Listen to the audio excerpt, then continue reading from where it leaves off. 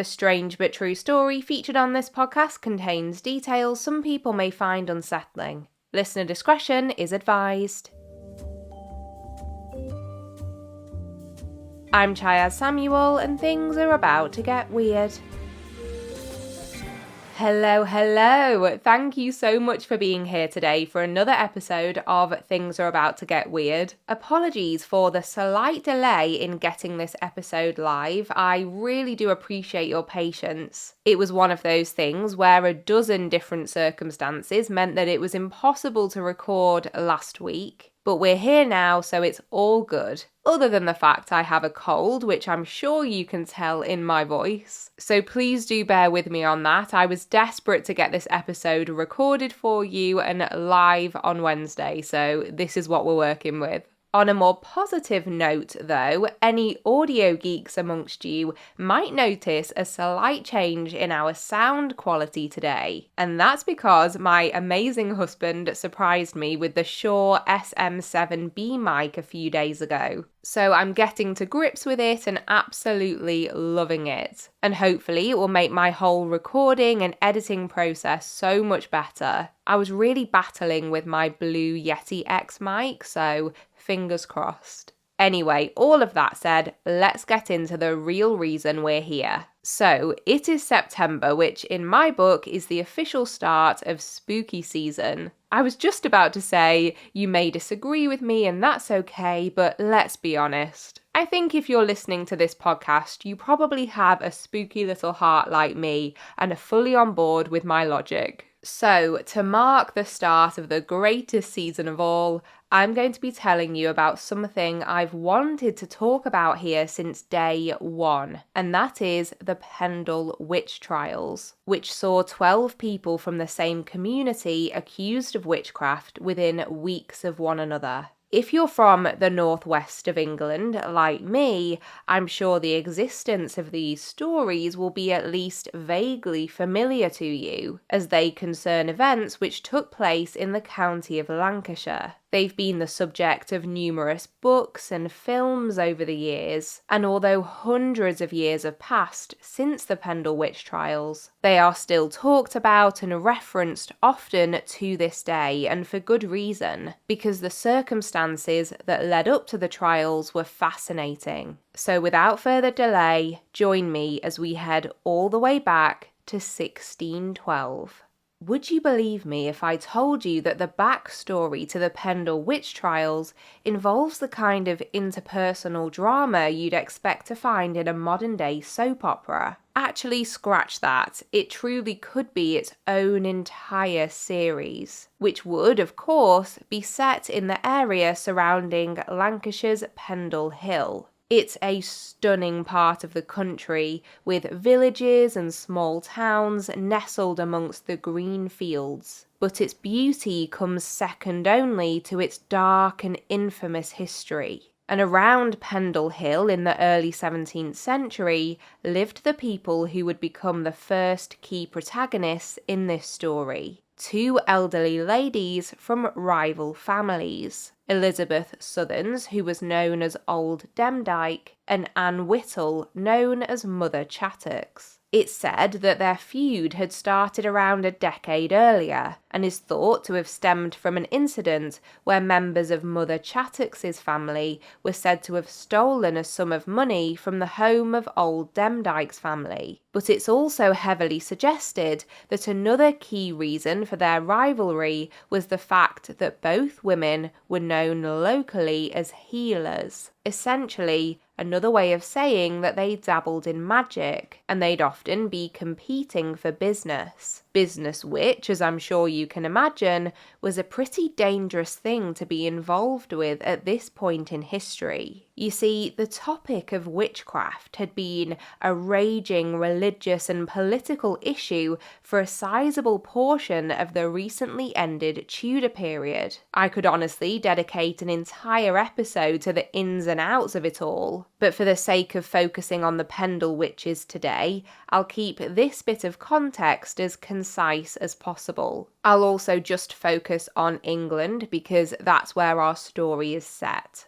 In 1541, Henry VIII was the first monarch to formally declare that witchcraft was a crime punishable by death. This was repealed in 1547, but was later reinstated by Queen Elizabeth I in 1562, although her act was slightly more lenient when it came to the death penalty, because this could only be handed down if harm was perceived to have been caused by the person accused of witchcraft. Still bonkers in my view, but welcome to English history. Then we get to the part most relevant to this story, because as the Tudor period ended and James I succeeded Elizabeth and took the English throne in 1603, he brought his intense fascination with witchcraft with him. A few years earlier, he'd written a book entitled Demonology, which made his unfavourable view on both the practitioners and supporters of witchcraft known.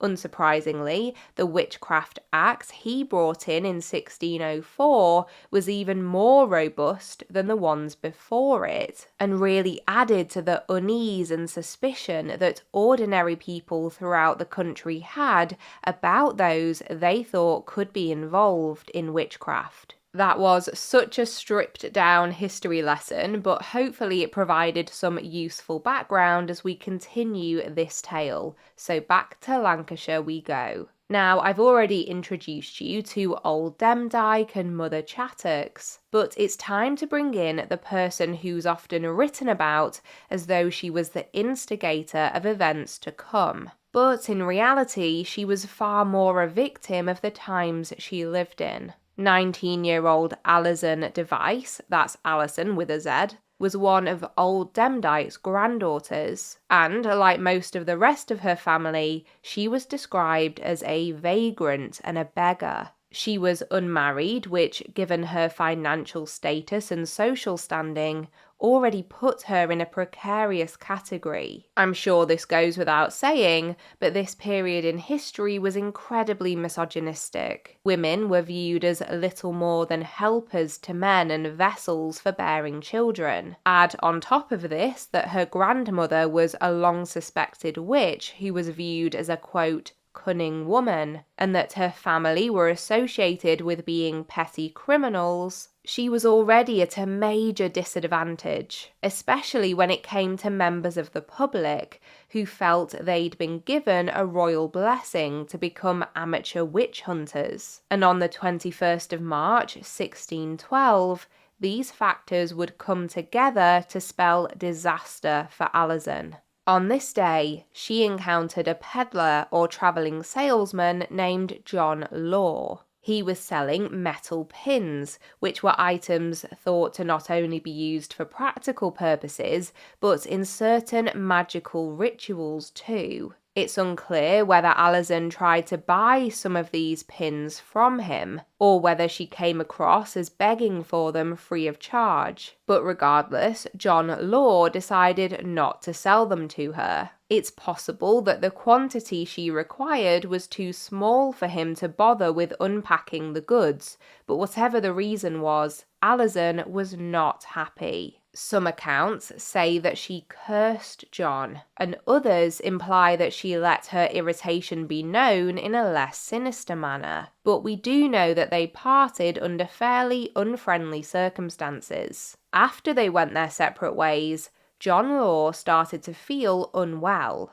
After staggering to the nearest inn, he collapsed and suffered what we know today was likely a stroke. But despite not having the advantages of modern medicine, John pulled through and recovered, and the only thing on his mind was revenge. He was convinced that Alison Device had caused his collapse, and went to Pendle's Justice of the Peace, Roger Nowell, to formally accuse her of witchcraft. And it was this one brief meeting that would result in disaster for not one, but two Pendle families, not to mention a number of their friends and supporters. Roger Nowell immediately took John Law's word very seriously indeed, and by the 30th of March he had summoned not only Alison, but her brother James and mother Elizabeth to appear before him. It's hard to imagine exactly how terrifying this prospect must have been if you were living in a country where the king himself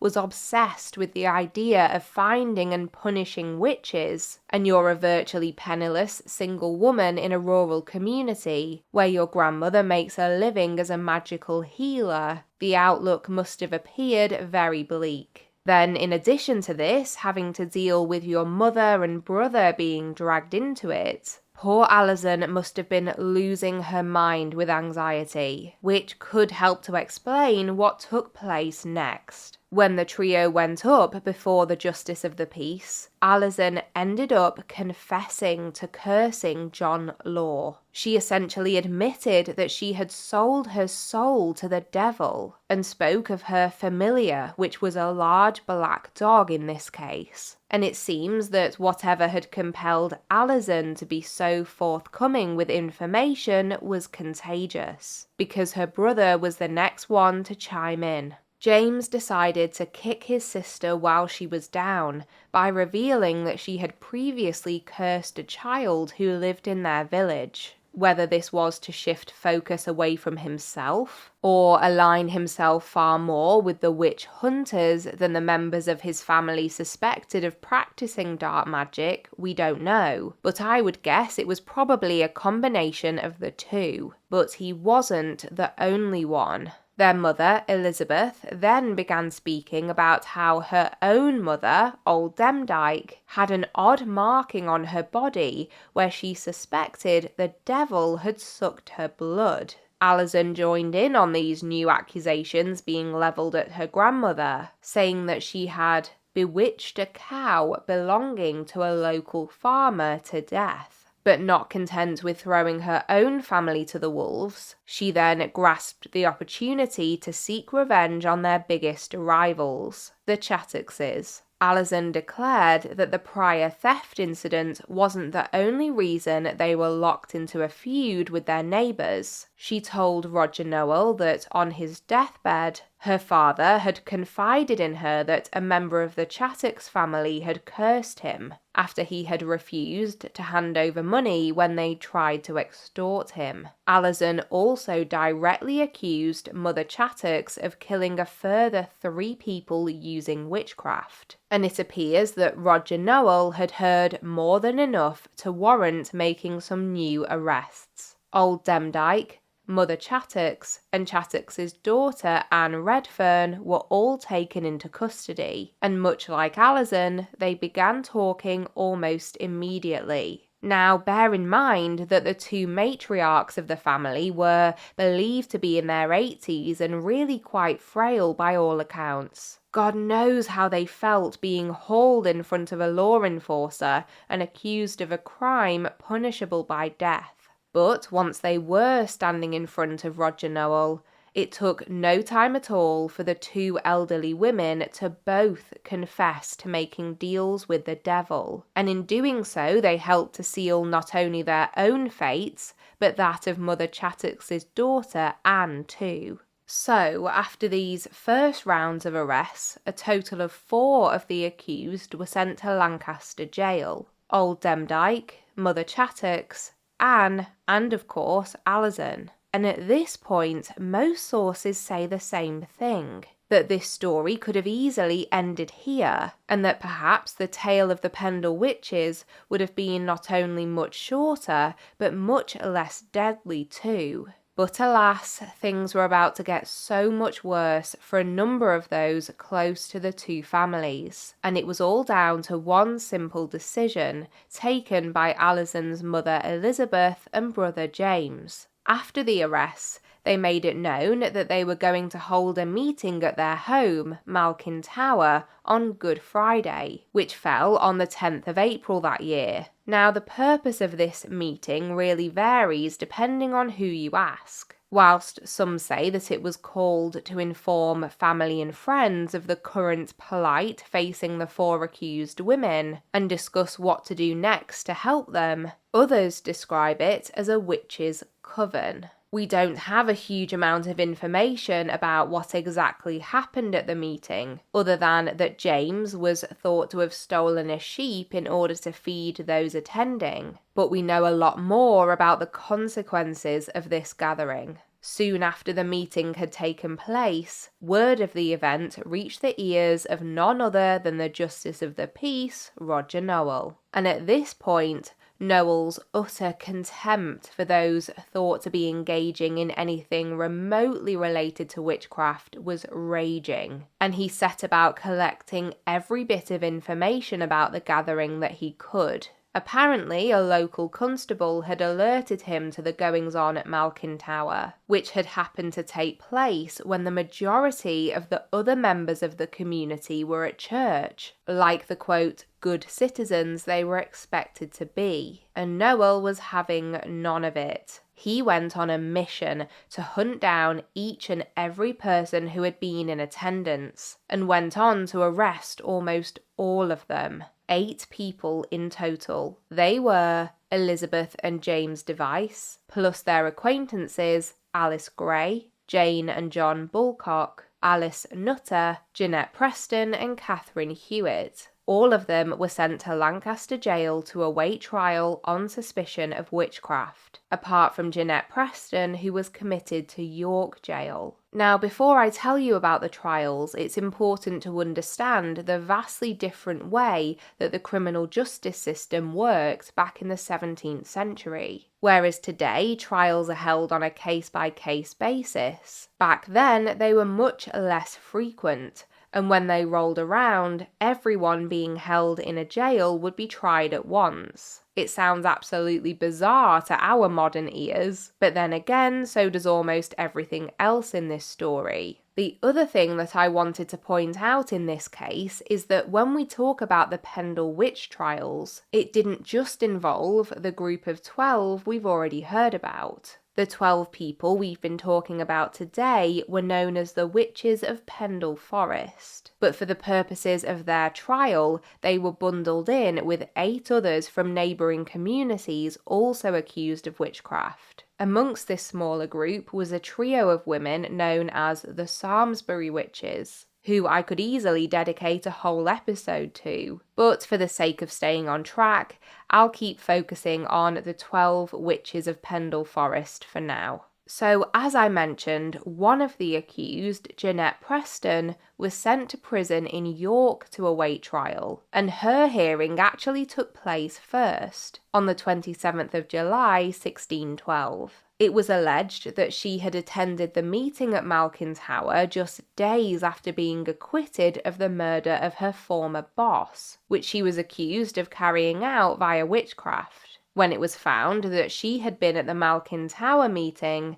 I'm sure Nowell jumped at the chance to send her to trial again, and because she technically resided in Yorkshire, she was sent to York jail. On this occasion, luck was not on Jeanette Preston's side. She was the first of the Pendle witches to be found guilty, and she was sentenced to death by hanging. Her execution was carried out almost straight away, on the 29th of July, on the land where the York racecourse is now situated. Whether or not word of Jeanette Preston's fate ever reached the 11 of her co-accused being held back in Lancaster, we don't know. But just the next month, their hearings were finally scheduled to begin. However, not all 11 would live to attend their day in court. Old Demdike, who, as I mentioned, was elderly and in poor health, suffered badly in the terrible conditions in the prison dungeon. She passed away before the trial began,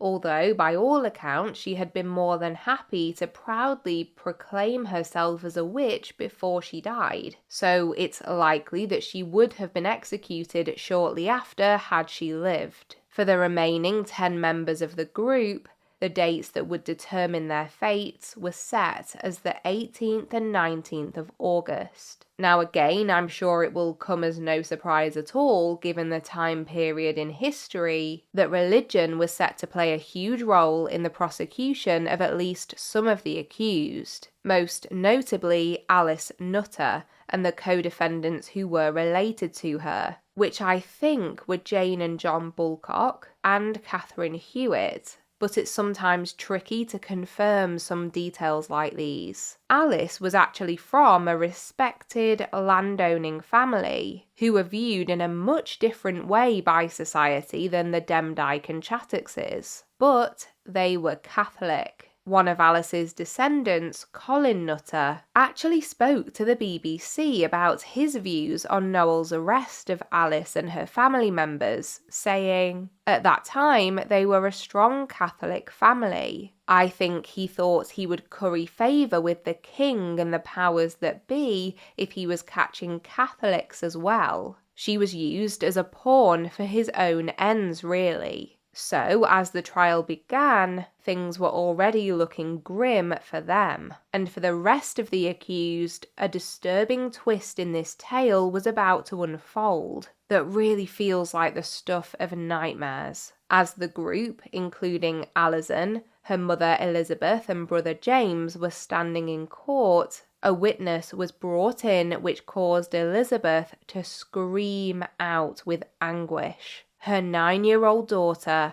Alison and James's sister, Jeanette Device. Because Jeanette had been present at the Malkin Tower meeting, as it was her home, she was brought in to testify against her entire immediate family. Why were the authorities so keen to involve her, you ask? Well, remember the book written by James I, Demonology? In it, he wrote, quote, "Children, women, and liars can be witnesses over high treason against God."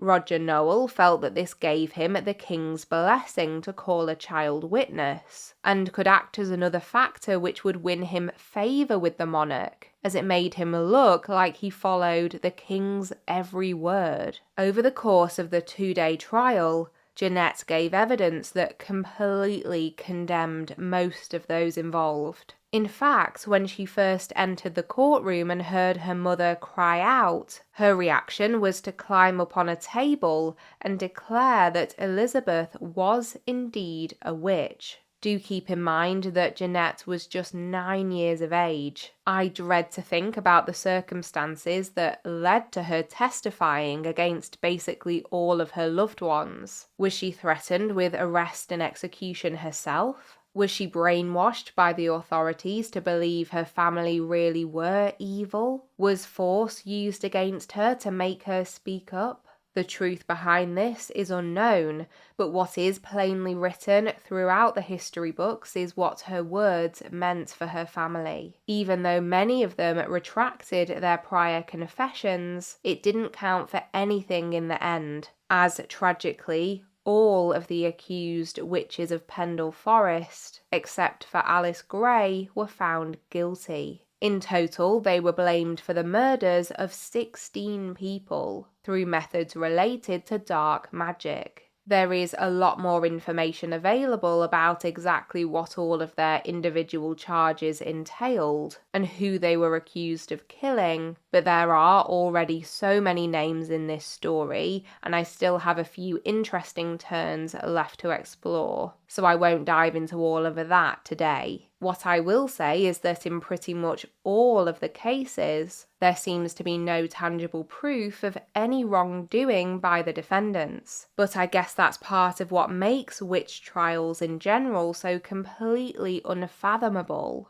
The authorities' suspicions of the accused were born out of nothing more than paranoia and fear and panic. Not to mention the serious and deep-rooted issues surrounding religion, class and misogyny. However, to the justice of the peace, none of this mattered. For the 10 witches of Pendle Forest that had been found guilty, this verdict spelt the end. The next day, on the 20th of August, 1612, they were all executed by hanging at Gallows Hill in Lancaster.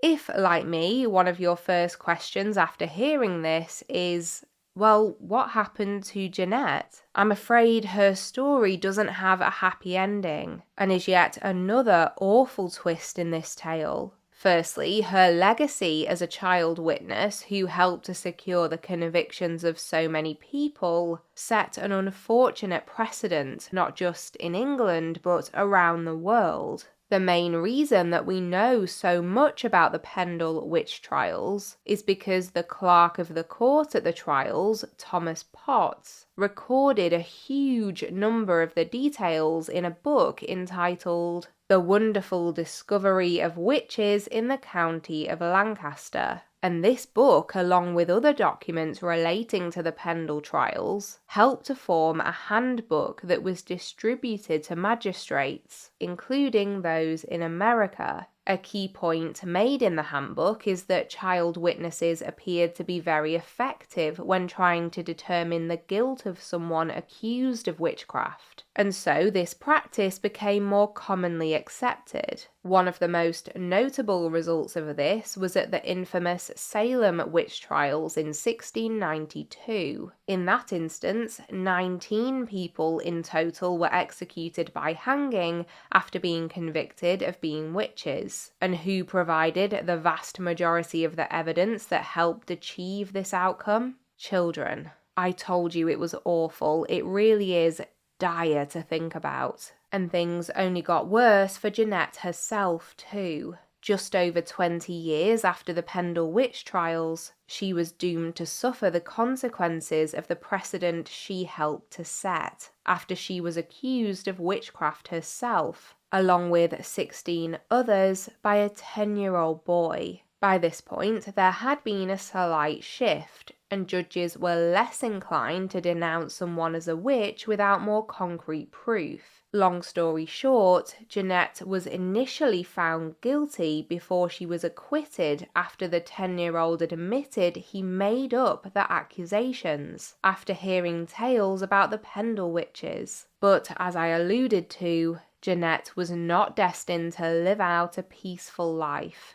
She had been held in Lancaster Castle, and even after her acquittal, she wasn't allowed to leave until she'd paid for the food and accommodation she'd received whilst awaiting trial. Sadly, it doesn't appear that she was able to do this, and it's widely believed that she may have remained locked up indefinitely. To me, the story of the Pendle Witch Trials is nothing short of tragic. Do I believe that some of the accused, the two matriarchs and Alison Device in particular, were witches? They could well have been. Do I believe that this meant they were responsible for the deaths of 16 people? Of course not. I think the families probably did dabble in alternative healings and rituals and things that to us in the 21st century would be seen as spiritual and open-minded and even whimsical. Maybe not these things exactly, but along the lines of crystals and tarot cards. Even if we get really skeptical and accept the suggestion that they were only doing it to make money, they would be no worse than a seaside fortune teller in a booth, giving each and every tourist the same vague information and charging them for the privilege. I do share that belief that those accused in the Pendle Witch Trials were little more than pawns. By proclaiming that someone deemed undesirable through their social standing, profession, or religious beliefs was a witch, those in power were not only providing neat explanations for, say, someone collapsing due to ill health, but they were making themselves look good in the eyes of their superiors. There's a reason that even today witch hunts are called witch hunts, because they usually take place when one group latches on to a certain popular idea and uses it to vilify another group. Even though similar social, economic and political situations existed in counties other than Lancashire back in the 1600s, thanks in part to the Pendle Witch Trials, the county ended up accounting for a disproportionately large percentage of all witchcraft-related executions in England at the time. To this day, people are still campaigning for the Pendle witches to be officially pardoned, and although on a couple of occasions in modern times the campaigns have gained significant momentum, all of the convictions do still stand. at the time of me recording this anyway. Personally, I would love to see these pardons happen. I think it would be a welcome gesture. But until that time comes, I think there are still valuable lessons that can be learnt from the witch trials even to this day. The importance of evidence, for one, especially in our age of social media, where unfounded opinions are presented as facts every second of the day. I think because the witch trials happened so long ago, we can tend to think of them as more like folk tales, but the people involved were as real as you and I. Witches or not, those executed between the 15th and 18th centuries deserved a fate so much better than what they were handed. Goodness me, what a tale. I hope you learned something new in this episode. I know I found out so many details I'd never heard before when I was doing my research. Just one thing to add. As with all stories that took place a very long time ago, some sources do tend to differ on a few details. For example, in this case, you'll occasionally read something which notes an additional person as an official member of the Witches of Pendle Forest group. So I've done my very best to be as accurate as possible, but I think some debates do still go on about the finer details. Anyway, before I give you all the info on how to get in touch and share your thoughts on this story, it's time for one of my favourite parts of any episode. Here's Weird Media.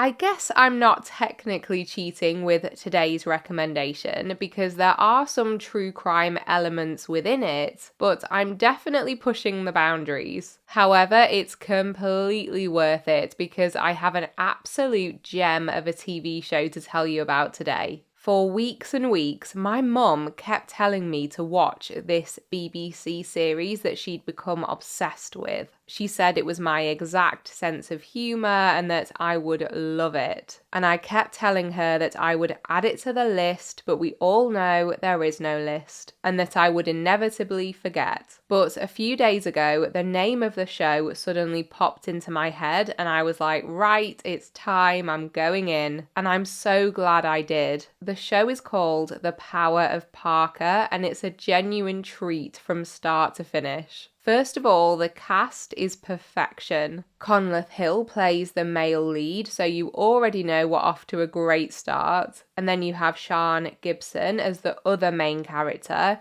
with Rosie Cavaliero in a key role too. So it's just a recipe for comedy gold. Sian Gibson actually co-wrote the series, and it's set in my original home borough of Stockport, Greater Manchester, in November of 1990, which is the month before I was born, which I thought was a fun coincidence. It centres around a man called Martin Parker who owns an electrical goods shop and whose life is pretty complicated all by his own doing. He has a wife and he also has a girlfriend, so he's essentially living a double life, at least from his wife's perspective. What we see in the show is the culmination of 25 years of bad decisions and how they all start to come to a head at the same time, and it is fantastic. It's so funny. Every single character is beautifully written and portrayed, and it's the kind of show where some of the most hilarious moments come from dialogue that you might miss if you weren't paying attention. Even the most subtle lines are delivered incredibly well, and I just didn't want it to end. I purposefully haven't told you much more about the plot because I don't want to ruin anything, but if you're a fan of programmes with that very northern sense of humour,